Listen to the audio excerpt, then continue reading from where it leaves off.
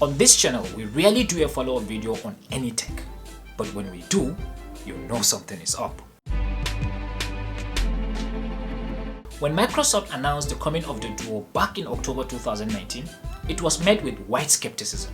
Lots of, I don't know about this Microsoft, I am guilty of it. A picture was sent to me by a colleague. He was so excited, and I was like, meh. Then, a slew of opinion pieces started coming from the tech community, flooding the timelines. The enthusiasts, fun nerds, tech YouTubers talking about it, the specs and the features, not having the latest processor, no NFC, no headphone jack, no wireless charging, high refresh rate, 5G, too small battery, too expensive, worst camera in the flagship, and all that gobbledygook. Plus, it took way longer to develop and release, so this is gonna be another undesirable product from Microsoft doomed to failure? Right? Wrong. By the time it was launched, the market stepped in and was like, I beg to differ. We like it. People love the Duo and rushed to pre-order it. The positive reaction shocked me. I posted the Microsoft Surface Duo a hero or a zero video, and in just 24 hours, the video got 319 views. Compared to a typical video on this channel, that's a 551% increase, and this is just mainly from YouTube search and suggested videos. What I would like to do in this video is to get to the bottom of this. Why did the tech community get it wrong in the first place? Have we been doing this wrong? What didn't we consider before jumping into conclusion? And finally, what are the success factors that made the Duo rise above the doom prophecies to become a hit, going back to the original brains that conceived the idea and brought this wonderful product to life? So stick around to the end. It's your public tech advisor on Update. Let's get you up to date. Getting to the bottom of this requires me to remind you who Microsoft is. They are part and parcel of the personal computer revolution in the 70s all the way up to the 90s. You know, bringing computing power to the individual, the masses. Microsoft achieved this with the Windows OS by putting it in the PC on every desk and laptop. Then came the smartphone boom that peaked in 2007. They joined with the Windows Mobile OS and later Windows Phone, which evolved from the Pocket PC. An earlier mobile OS for palm-sized portable devices. They partnered with Nokia, BlackBerry, Sony Ericsson and others to bring Windows Smartphone to the market. Facing stiff competition from iOS and Android, and due to lack of apps, it was discontinued in 2017. As Microsoft was letting go of the smartphone market, they were focusing and swiftly transitioning to the Surface line, a series of touchscreen-based personal computers running Windows OS.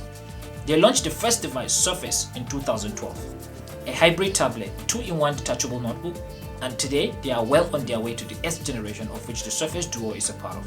But before we get into that, the Duo, let's start from the beginning, like the Genesis. So, in the beginning.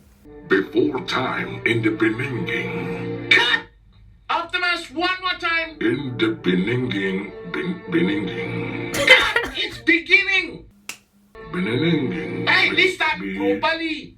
The dual screen tablet concept started far back as part of a research with a prototype called Courier, a digital notebook.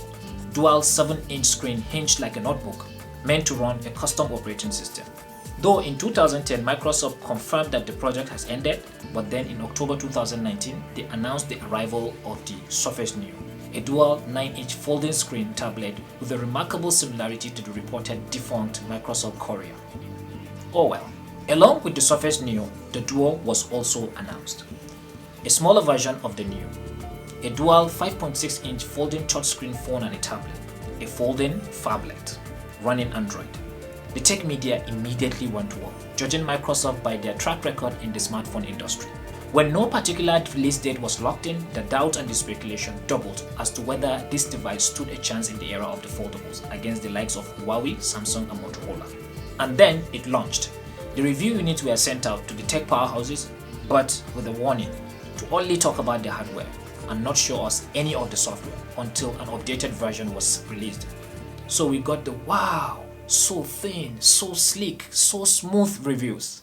Then the updated version of the software got released and we got the it's buggy, it's laggy, it flickers, the speakers are not all that, the display just went off and all.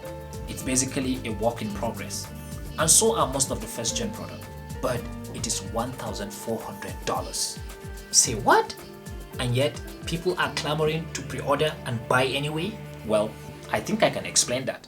According to the father of the Duo, Panos Panay, Microsoft Chief Product Officer, whose baby is the Duo, said it's supposed to be emotional.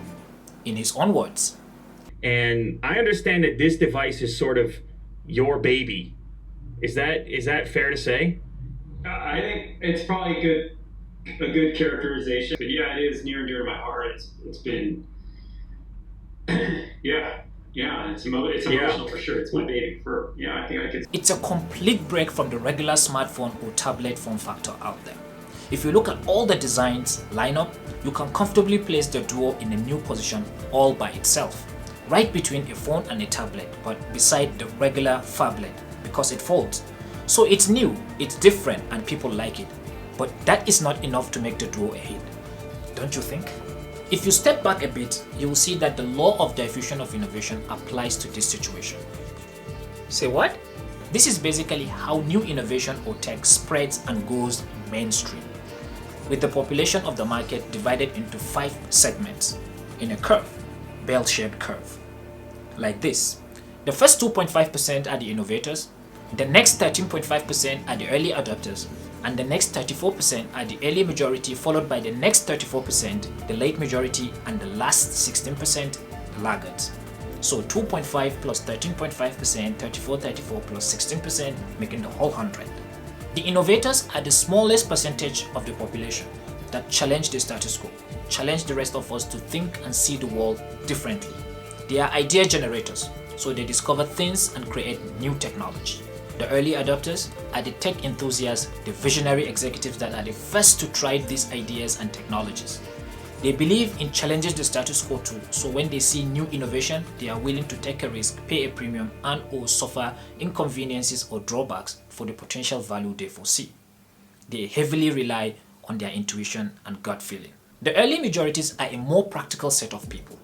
They will not use any new innovation or technology until they are sure what value is going to give them, or they are in pain of some problem, a headache, and they see this new innovation as the painkiller.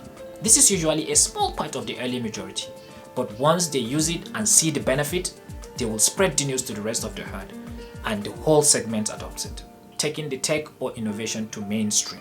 The late majority, the conservatives, see the new innovation or tech now a complete mainstream product or service, and they need what the early majority have. They will be like, so and so, the cool guys have it, well, we need it too. So they adopt it en masse. This is when the innovation or tech goes to Main Street, $1 billion product or service. It is now popular and you see it everywhere you go, all across. The laggards are the ones that are made in their ways. You don't want to hear anything. They still drive their 1960s Beetle or Peugeot 504. They only use Nokia 3310 because the rotary telephone is no longer available in the market. They will not use any new technology or innovation unless they absolutely have to and there is no any other way. So you see, based on the law of diffusion of innovation, the Surface Duo is still in its early adopter stage with some very small niche of the early majority, those that believe in innovation and me first, and those that see it practically as a painkiller to their headache. After all said and done, I think what attracts the market to respond to the Duo so overwhelmingly positive is the use of Android as the OS. This is what people are already used to and comfortable with in a smartphone. Plus, Microsoft even pushed this tech even higher by making it a dual-screen, multi-phone form factor with awesome engineering that folds all the way, but was careful enough not to overdo it by jumping into this new unfamiliar territory, foldable screens, so they landed on the sweet spot. For a first-gen folding phablet like the Duo, it's a success, despite the buggy software, high price, and few other issues. This is to be expected and can be fixed by subsequent generations as they perfect the technology and learn from the market. I think they are onto something here. So, what do you think? Let me know down in the comment section. If you enjoyed this video, a like would be much more appreciated, and a sub would be gratefully celebrated. It's your public tech advisor. Thank you for watching. Until the next one. Cheers.